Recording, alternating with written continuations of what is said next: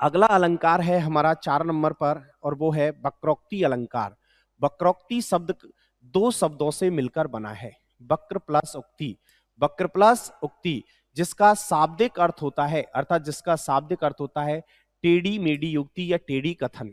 उक्ति तो वक्र का मतलब होता है टेढ़ा, ठीक है ना, और उक्ति का मतलब होता है कथन या बात, अर्थात टेढ़ी मेढ़ी बात या कथन। तो सुनिए सब, परिभाषा समझें। जहां वक्ता द्वारा बोले गए शब्द का श्रोता अलग अर्थ निकाल ले, अर्थात जहां किसी एक आश से कही जाए और श्रोता उससे कोई भिन्न अर्थ निकाल ले तो उसे क्या कहते हैं? वक्रोक्ति अलंकार कहते हैं, उसे वक्रोक्ति अलंकार कहते हैं।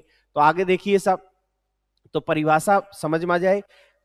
तो वक्ता द्वारा बोले गए शब्द का श्रोता यदि अलग अर्थ निकाल ले, भाई मैंने कहा कुछ और आपने उसका अर्थ निकाल लिया कोई अन्य, तो उसे क्या कहेंगे? वक्रोक्ति। वक्ता द्वारा कहे गए बात का श्रोता द्वारा कोई भिन्न अर्थ ग्रहण कर लिया जाए तो उसे वक्रोक्ति अलंकार कहा जाता है। आज अर्थात मैं फिर से बता रहा हूं कि जहां वक्ता किसी एक आश से कहे, अर्थात बात कहने का उसका मतलब कुछ और था और श्रोता उसका कोई भिन्न अर्थ ग्रहण कर ले, अर्थात श्रोता उसका कोई भिन्न अर्थ ग्रहण कर लेता है तो उसे क्या कहते हैं साहब? वक्रोक्ति अलंकार कहते हैं। उदाहरण से समझेंगे, इसके पहले भेद बताते हैं। तो वक्रोक्ति अलंकार के दो भेद होते हैं, एक श्लेष वक्रोक्ति और एक काकू वक्रोक्ति। केवल आपको नाम याद करने हैं बस, और कुछ नहीं करना है। अब आपको उदाहरण समझने हैं और उदाहरण में मैं बता दूं, यानी वाक्य है, उदाहरण है, को तुम मैं घनश्याम तो बरसों की तिथि अंत जाए। तो देखिए सब, कृष्ण भगवान हैं जो राधा जी के घर गए हैं और राधा जी के घर के गेट को उन्होंने बजाया है, दरवाजा बजा रहे हैं वो। तो राधा जी दरवाजे से पूछ रही है कि को हो तुम, अर्थात आप कौन हो? तो उसने, श्री कृष्ण ने क्या बोला है? हम हैं घनश्याम, अर्थात मैं कौन हूं? घनश्याम हूं, अर्थात तो बरसों की तिथि जाए। तो यहां राधा जी ने घनश्याम का अर्थ क्या ले लिया? काले बादल, अर्थात क्या ले लिया? काले बादल। तो बरसों अर्थात कहीं जाकर, अन्य जाकर वर्षा करो। भाई हमारे घर में बरसात का क्या काम, अर्थात काले बादलों का क्या काम? जबकि श्री कृष्ण ने ये कहा कि मैं घनश्याम हूं, अर्थात श्री कृष्ण हूं, लेकिन राधा जी ने उसका अर्थ क्या ले लिया? काले बादल, और उसका अर्थ ले रही है भाई हमारे घर में काले बादलों का क्या काम, अर्थात वर्षा का क्या काम? दूसरा उदाहरण से समझाएं। भिक्षुक गो कित गिरजे, अर्थात पार्वती जी से पूछा है कि भिक्षुक कहां गया है, अर्थात भिखारी कहां गया है? तो सो तो यानी वह तो मांगन बलि द्वार गयोरी, अर्थात वह तो किसके घर गया है? बलि के द्वार गया है। तो उन्होंने जिससे पूछा है उसी को वो दूसरा अर्थ ले लिया, अर्थात उन्होंने तो पूछा है कि हे गिरजा यानी हे पार्वती, शिव कहां गया है, लेकिन उन्होंने जवाब क्या दिया है? वो तो बलि द्वार गया है, अर्थात बलि की राजा के घर मांगने गया है। तो यानी वक्ता द्वारा कही गई बात का श्रोता जब अन्य अर्थ ले लेता है तो उसे क्या कहते हैं साहब? वक्रोक्ति अलंकार कहते हैं। अब देखिए साहब, अगला अलंकार है हमारा 5 नंबर पर और ये है कौन सा? विरोधाभास। विरोधाभास शब्द से ही ये जाहिर हो जाता है कि इसकी परिभाषा क्या होगी। विरोध प्लस आभास, अर्थात यहां विरोध वास्तव में नहीं होता, केवल आभास होता है।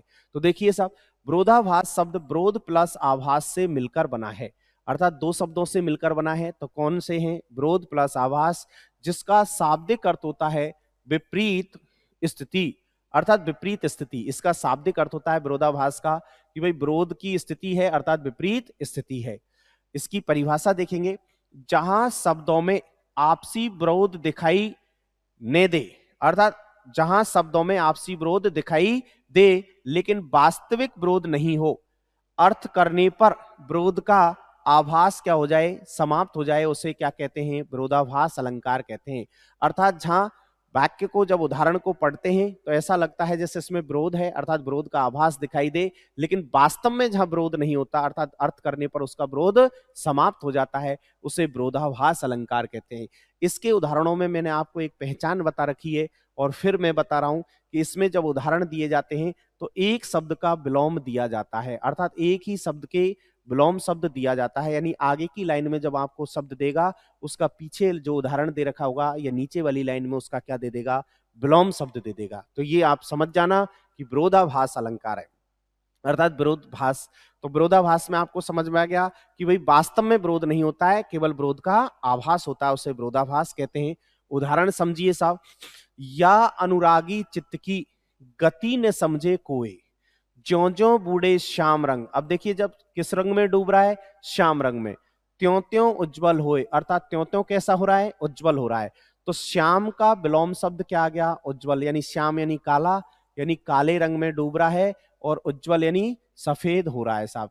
तो यानी ये, लेकिन इसका जब अर्थ करेंगे, अब यदि ऐसा लग रहा है, मैंने कहा ना विरोध का आभास हो रहा है, भाई काले में डूब रहा है फिर सफेद कैसे हो रहा है, यानी अचानक, फिर देखिए साहब, अब हम इसका अर्थ करेंगे कि ज्यों ज्यों बूढ़े श्याम रंग, अर्थात जैसे जैसे हम श्री कृष्ण की भक्ति में डूबते हैं, ईश्वर की भक्ति में डूबते हैं, त्यों त्यों उज्जवल होए, अर्थात त्यों त्यों हमारे हृदय का ज्ञान बढ़ता जाता है, हृदय की पवित्रता बढ़ती जाती है।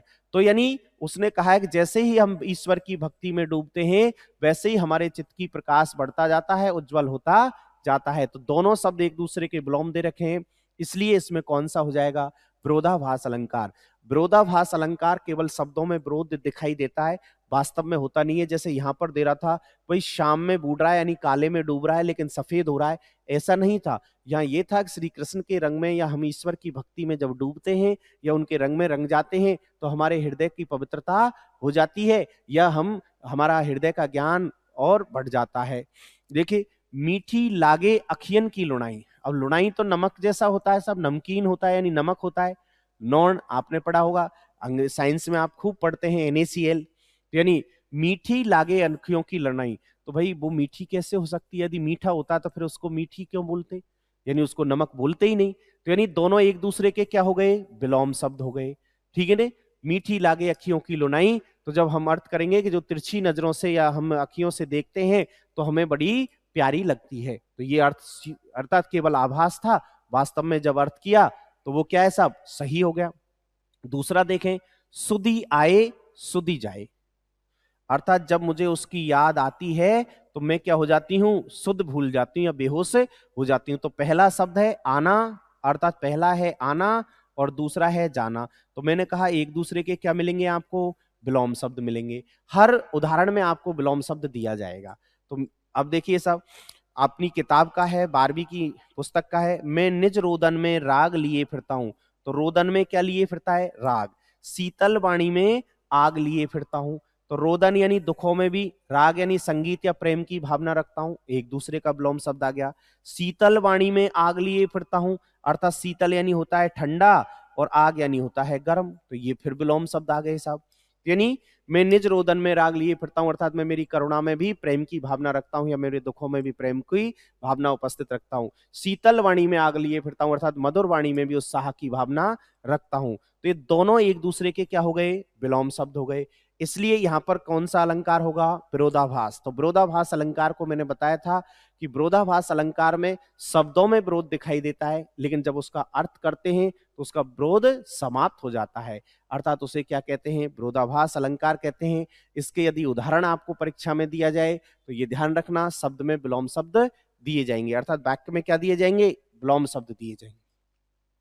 अतिशयोक्ति अलंकार, अर्थात अपना 6वें नंबर का उदाहरण था, अलंकार था अतिशयोक्ति अलंकार। आपसे मेरा एक विशेष निवेदन है कि अतिशयोक्ति शब्द जो है इसे आप एक बार अच्छी तरीके से देख लें, क्योंकि अतिशयोक्ति जो शब्द है उसमें बहुत से बच्चे क्या है, इसे आधा सह कर जाते हैं। अतिशयोक्ति को कैसा कर जाते हैं, आधा कर जाते हैं सह, और ये आधा सह क्या है, गलत है। आपको जब भी अतिशयोक्ति लिखना है, सह को कैसा लिखना है, पूरा लिखना है। आप कभी कभी क्या है, प्रश्न को सही करने के बाद भी गलत कर देते हैं, तो ये कैसा है, गलत है, रॉन्ग है, ये रॉन्ग है।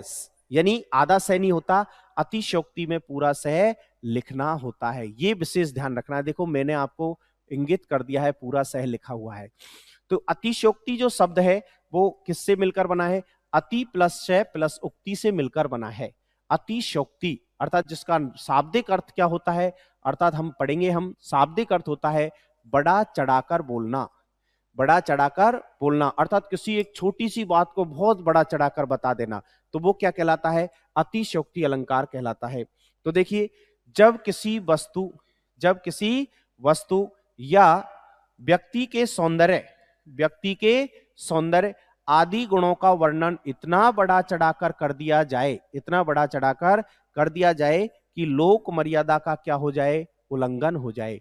तो वहां कौन सा अलंकार होता है, अतिशयोक्ति अलंकार होता है।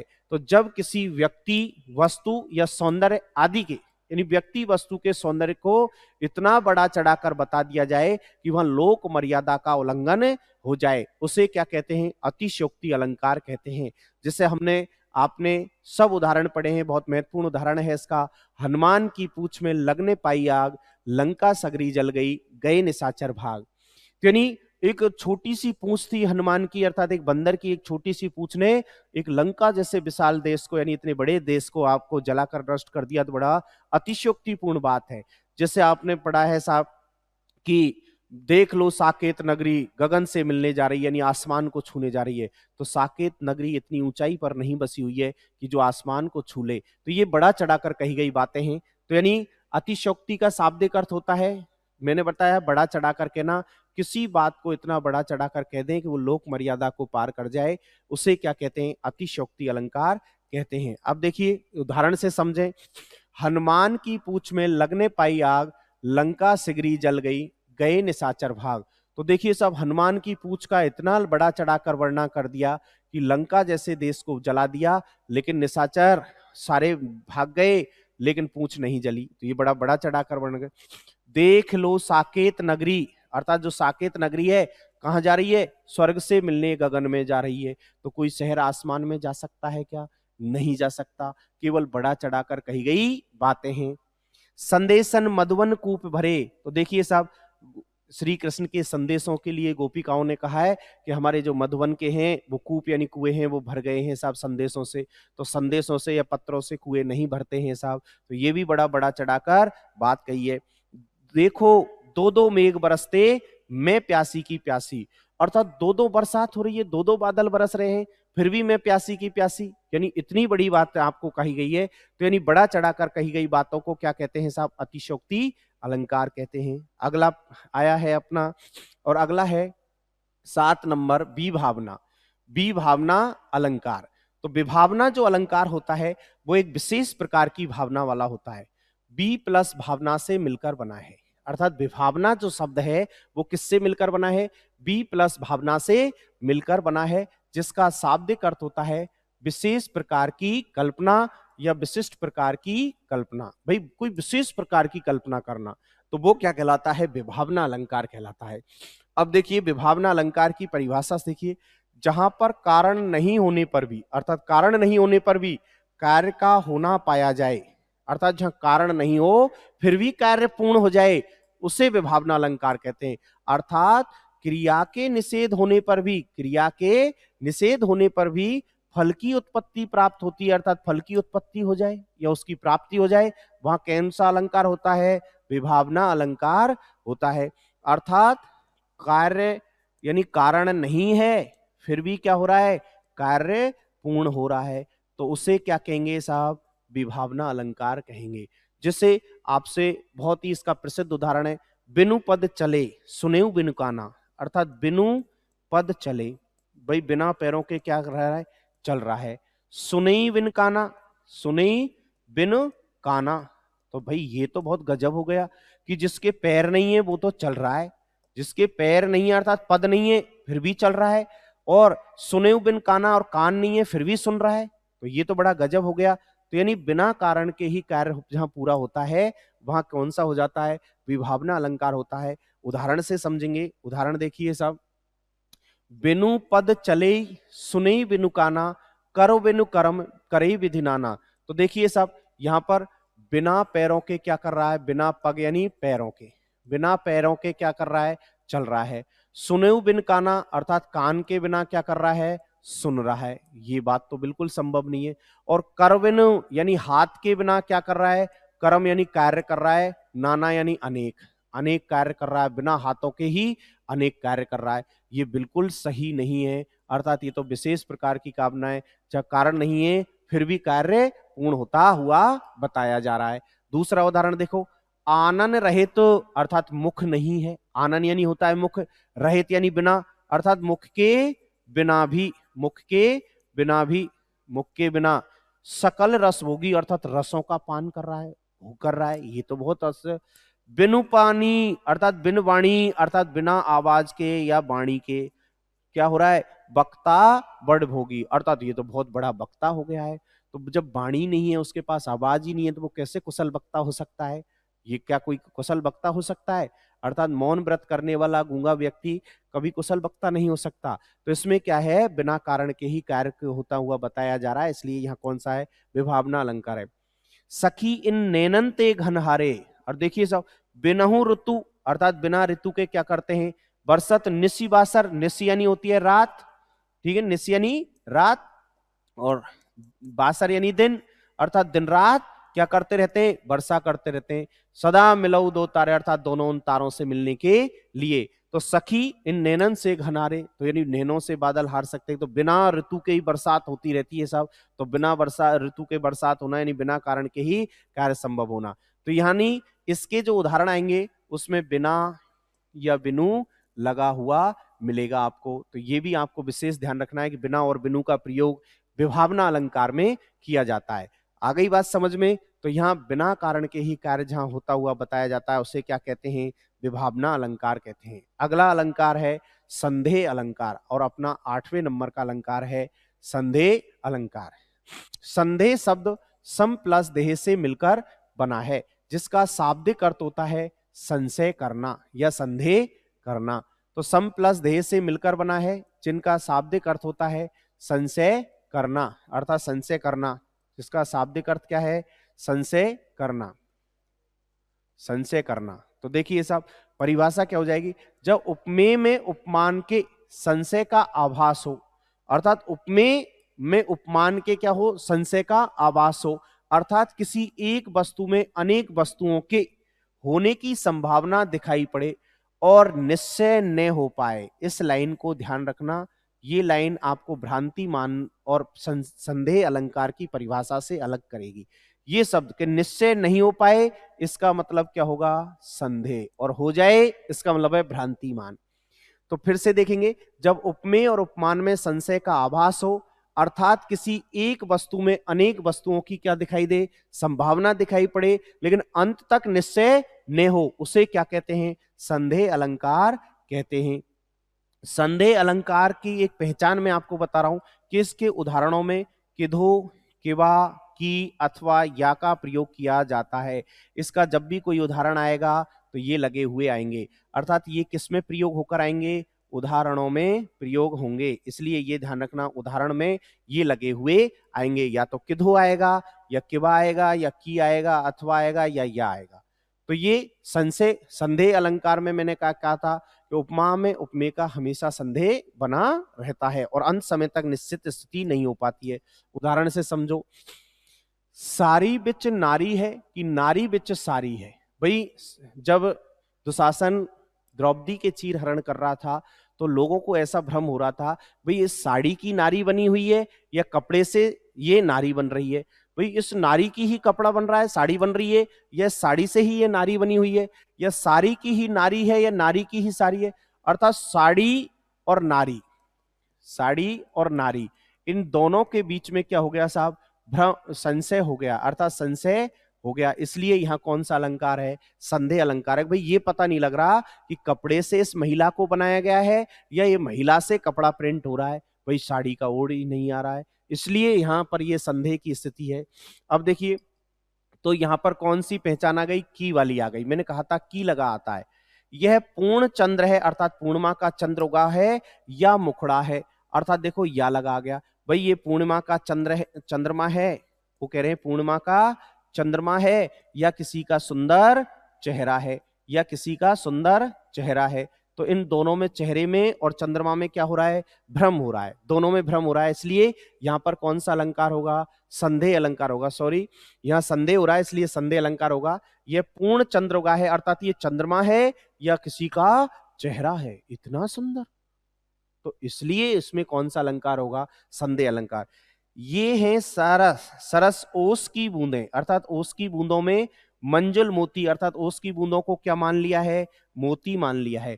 तो या आ गया है साहब, तो ओस की बूंद है और ओस की बूंदों में किसका संदेह हो गया, मोतियों का हो गया, अर्थात ओस की बूंदों में मोती का संदेह होने के कारण यहाँ कौन सा अलंकार है, संदेह अलंकार है। अर्थात संदेह अलंकार में क्या होता है कि उपमान और उपमेय में संदेह हो जाता है और अंत समय तक उसमें निश्चय की स्थिति नहीं हो पाती है, इसलिए यहां संदेह अलंकार होता है। संदेह अलंकार के उदाहरणों में मैंने बताया था कि या किधो या किवा का प्रयोग किया जाता है। अगला देखेंगे और अगला है साहब भ्रांतिमान अलंकार। ये अपना 9वें नंबर का है और अपने 9 अलंकार हैं। परिभाषा है भ्रांतिमान की, देखिए साहब, जब सादृश्य के कारण एक वस्तु में अनेक वस्तुओं के होने की संभावना दिखाई पड़े और एक निश्चय कर लिया जाए, अर्थात एक ही निश्चय कर लिया जाए, तो यहां से देखिए एक का ही निश्चय कर लिया जाता है, तो वहां क्या हो जाता है, भ्रांतिमान अलंकार हो जाता है। संदेह में तो क्या होता है, एक का निश्चय नहीं होता है, वहां तो होता है संदेह, और एक ही निश्चय कर लिया जाता है, हो जाता है या कर लिया जाता है, तो वहां कौन सा होता है, भ्रांतिमान। वहां कौन सा होता है, भ्रांतिमान। मैंने आपसे कहा कि जहां एक ही निश्चय नहीं हो पाए वहां हमेशा संदेह बना रहता है, जहां संदेह बना रहता है वहां संदेह अलंकार होता है, और जब एक का निश्चय कर लिया जाता है वहां कौन सा हो जाता है, भ्रांतिमान अलंकार हो जाता है। अब देखिए साहब दूसरी परिभाषा मैंने यहां आपको अर्थात लगाकर दूसरी परिभाषा दी है, जब उपमेय में उपमान के संशय भ्रम आभास हो, अर्थात भ्रम का आभास हो और उपमेय को ही उपमान मान लिया जाए, अर्थात दोनों को एक ही मान लिया जाए, वहां कौन सा होता है, भ्रांतिमान अलंकार होता है। अर्थात भ्रम बस, भाई भ्रम के बस में, ऐसे नहीं कि हमने आप जान के लिया, भ्रम बस, जैसे हम किसी रस्सी देखी हमने सड़क पर पड़ी हुई थी और हमने भ्रम बस उसे सर्प समझ लिया, यानी कि सांप सांप सांप, तो इसका मतलब है ये भ्रांतिमान अलंकार हो जाएगा। तो जब उपमेय में उपमान के संशय या भ्रम का आभास होता है और उपमेय को ही क्या मान लिया जाए, उपमान मान लिया जाए, वहां भ्रांतिमान अलंकार होता है। उदाहरण से समझेंगे तो देखिए साहब उदाहरण से समझ में आएगा, ओस की बूंदें चुग रही यह हंसनी मोती उनको जान, अर्थात ओस की बूंदों को चुग रही है कौन, हंसनी, क्या मान लिया है, मोती उन्हें मान लिया है, तो ये इसे ओस की बूंदों में किसका भ्रम हो गया है, मोतियों का भ्रम होने के कारण यह भ्रांतिमान है। जान शाम को श्याम घन अर्थात काले बादल, नाच उठे बनमोर, तो देखिए श्याम यानी है यहां पर कृष्ण, अर्थात जानकर कृष्ण को, श्याम घन यानी काले बादल, अर्थात काले बादल, नाच उठे बनमोर अर्थात बन के मोर क्या होने लगे, नाचने लगे, अर्थात श्री कृष्ण को उन्होंने क्या मान लिया, काले बादल मान लिया। भाई किसी ने कहा श्याम आ रहे हैं, तो बादल यानी जंगल के मोरों ने क्या मान लिया, श्याम यानी घनश्याम आ रहे हैं साहब, घनश्याम, अब घनश्याम यानी होते हैं काले बादल। अब उन्होंने तो क्या समझ लिया कि भाई बादल आने वाली है, वर्षा आने वाली है, इसलिए मोर खुश होकर नाचने लगे, जबकि श्री कृष्ण में उनका यानी घनश्याम में क्या भ्रम हो गया, काले बादलों का, अर्थात कृष्ण में काले बादलों का भ्रम होने के कारण यह कौन सा हो जाएगा, भ्रांतिमान अलंकार हो गया। देखिए एक उदाहरण और समझते हैं, नाक का मोती अधर की कांति से, ठीक है ना, बीज दांडिम का समझकर भ्रांति से, तो यहां ही आ गया कि भ्रांतिमान होगा भ्रांति से, देखकर सहसा सुख हुआ मौन, अर्थात तोता कैसे हो गया, चुप हो गया, सोचता है अन्य सुख यह कौन, तो देखिए सब नाक का मोती अधर की क्रांति से, जब उसके नाक में यानी ये मोती जो उसने महिला ने पहन रखा था, नायिका ने जो मोती पहन रखा है, और उसके अधरों की जो लाली है उसकी जो यानी चमक से वो जो उसका नाक की जो बाड़ी का जो नगीना है वो कैसा चमक रहा है, दांडिम का बीज की तरह, अर्थात अनार के दाने की तरह लग रहा है, अर्थात उसने उस मोती को क्या समझ लिया, अनार का दाना, यानी मोती था और मोती में किसका भ्रम हो गया उसे, अनार के दाने का, ठीक है ना। तो देख कर सुख यानी तोता क्या हो गया साहब, तोता क्या हो गया, मौन रह गया यानी चुप हो गया, शांत हो गया, और वो सोच रहा है उसकी नाक के लिए कि दूसरा यानी अन्य सुख कौन है, अर्थात अन्य सुख का मतलब है अन्य तोता यानी दूसरा तोता कौन है, वो ये सोचने लगा कि भाई अब ये दूसरा तोता कौन है जो इस दांडिम को खा रहा है, अर्थात दांडिम को दूसरा तोता कौन है, तो दूसरा तोता, तो उसकी नाक को तो उसने क्या समझ लिया ठीक है ना। दूसरा तोता समझ लिया। और उसकी अधर जो थे मोती थे, उनकी उस मोतियों की चमक को क्या बीज दांडिम, यानी किसका, दांडिम का बीज का मतलब होता है अनार का दाना। अनार का क्या होता है, दाना, या अनार का बीज जिसे आप बोल सकते हैं, अनार का बीज। ठीक है, तो अनार का बीज। तो ये था साहब कि उसने मोतियों के जो नाक का जो मोती था, अधर की क्रांति से अर्थात होठों की चमक से, अधर यानी होते हैं होठ, उनकी चमक से बीज दांडिम का समझ लिया, अर्थात अनार का दाना उसने समझ लिया और सोचा भाई उस पर मैं झपटता, यानी मैं उसे खाता। लेकिन उसकी नाक, जब उस नायिका की नाक उस पर टिक रही थी तो ऐसा लग रहा था जैसे नायिका की नाक कैसी दिखाई दे रही थी, उस तोते की चौंच के जैसे दिखाई दे रही थी। तो वो इससे कैसा हो गया, भ्रमित हो गया, और फिर उसने सोचा कि ये सुख दूसरा कौन है। तो भ्रांति मान में क्या होता है, उपमेय और उपमान में हमेशा कैसा बना रहता है, भ्रम बना रहता है, अर्थात भ्रम बना रहता है। अब देखिए साहब, मैं आपको प्रश्नों से समझा देता हूं कि यहाँ प्रश्न कैसे बनाए जाएंगे। हमारे पूरी जो बोर्ड की एग्जाम होगी उसमें अलंकारों से संबंधित हमें केवल प्रश्न जो दिए जाएंगे वो रिक्त स्थान या विकल्प में ही दिए जाएंगे, न कि अपन को थ्योरेटिकल कॉपी में उत्तर पुस्तिका में वो कोई बड़ा प्रश्न लिखने के लिए नहीं दिया जाएगा। तो आप मेरे साथ जुड़ें और फिर देखें कि प्रश्न कैसे आना है। जब कोई शब्द अपने एक से अधिक अर्थ प्रकट करे तो उस शब्द को कारण यहां कौन सा अलंकार हो जाता है। तो जब एक ही शब्द के, भाई एक ही शब्द के अनेक अर्थ निकलते हैं तो वहां कौन सा अलंकार हो जाता है। जब कोई शब्द अपने एक से अधिक अर्थ प्रकट करता है तो वहां कौन सा अलंकार हो जाता है, श्लेष अलंकार हो जाता है। कौन सा अलंकार हो जाता है, श्लेष अलंकार हो जाता है। उदाहरण आ गया है, कनक कनक ते सौगुनी मादकता अधिकाय, काव्य पंक्ति में प्रयुक्त अलंकार है। तो कौन सा है साहब, यमक अलंकार है। बिल्कुल सही आंसर, जिनका यमक है वो बिल्कुल सही है।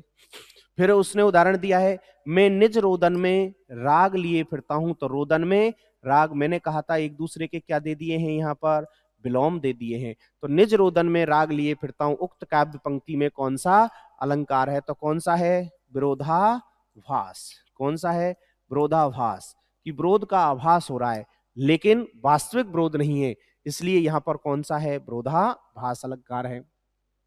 भगवान भक्तों की भयंकर भूरी विसारिये, तो बताइए कौन सा अलंकार हो जाएगा।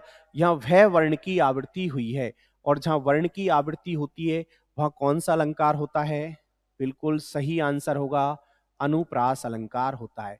क्योंकि एक ही वर्ण की जहां आवृत्ति हो रही है, यहां पर किस वर्ण की आवृत्ति हुई है, वह वर्ण की आवृत्ति के कारण कौन सा अलंकार है, अनुप्रास अलंकार है।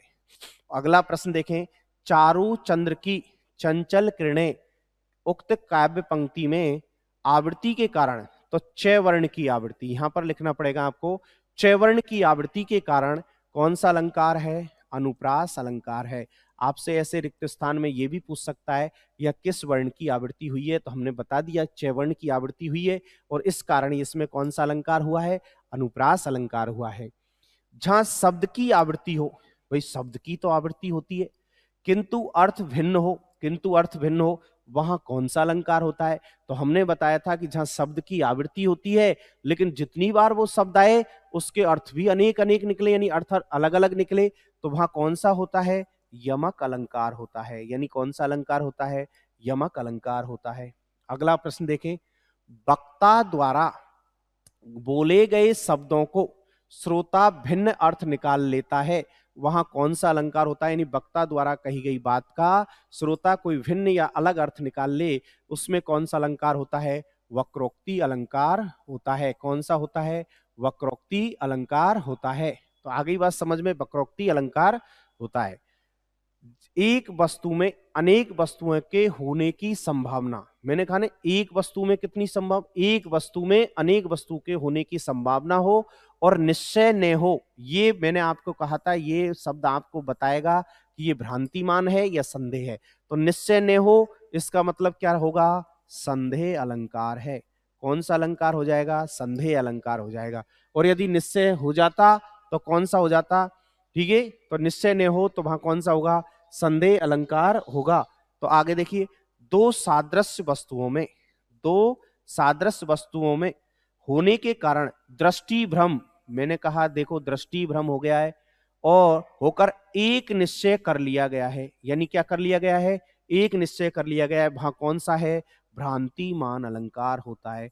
जहां एक निश्चय कर लिया जाता है वहां भ्रांतिमान अलंकार होता है, और जहां एक निश्चय नहीं किया जाता वहां संदेह अलंकार होता है। अगला प्रश्न देखेंगे। हाँ, जहां सौंदर्यता का वर्णन इतना बढ़ा चढ़ाकर किया जाए जो कि लोक मर्यादा का क्या हो जाए? उल्लंघन हो जाए, कर दिया जाए, वहां कौन सा अलंकार होता है? तो अतिशयोक्ति अलंकार होता है। लेकिन फिर मैं आपसे कह रहा हूं अतिशयोक्ति में ध्यान रखना सैपूरा आता है, अतिशयोक्ति अलंकार होता है। आ गई बात समझ में?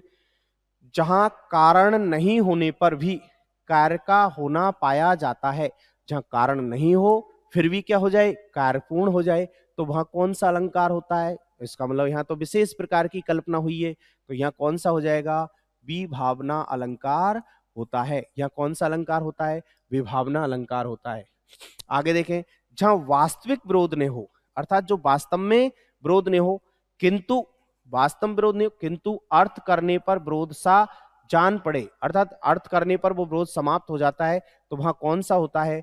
विरोधाभास अलंकार होता है। अर्थात कौन सा होता है? विरोधाभास अलंकार होता है। विरोधाभास अलंकार होता है साहब। अगला प्रश्न देखेंगे। अगला प्रश्न है, भ्रमर परत सुख तुंड पर, भ्रमर परत सुख तुंड पर जानत फूल पलास, सुख ताको पकड़ चहित जंबू फल की आस। अर्थात यानी वो क्या है साहब? भ्रमर बार बार उस पर सुख तुंड पर, अर्थात उस चौचे की चोंच पर, ठीक है, तोते की चोंच पर जानत फूल पलास, अर्थात लाल होने के कारण उसे फूल पलास का समझ रहा है। उसे क्या भ्रम हो गया है? सुख ताको पकड़ना चाहता, अर्थात तोता उसे बार बार पकड़ना चाहता है। जंबू फल की आस, अर्थात वो जंबू फल की आस में उसे पकड़ना चाह रहा है। तो यहां पर कौन सा हो जाएगा? भ्रांति मान अलंकार हो जाएगा। भ्रांति मान अलंकार हो जाएगा, यानी भ्रांति हो गया है। ठीक है ना?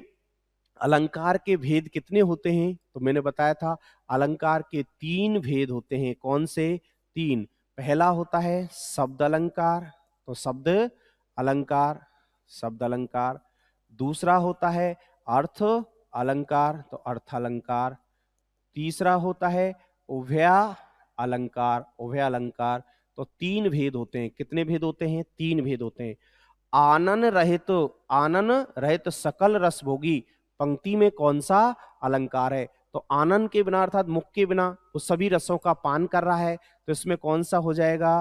विभावना अलंकार हो जाएगा, अर्थात विभावना अलंकार हो जाएगा। तो आनन रहित सकल रस भोगी, तो इसमें कौन सा अलंकार हो जाएगा? विभावना अलंकार हो जाएगा। तो अब देखिए साहब, ऐसे अपन को प्रश्न आने हैं, तो मैंने आपको प्रश्न भी समझा दिए और इनकी थ्योरी भी आपको पढ़ा दी है। तो आप पूरी तरीके से आपको इसको पढ़ना है और तरीके से आपको परीक्षा में इसकी तैयारी के साथ आपको परीक्षा देनी है। धन्यवाद।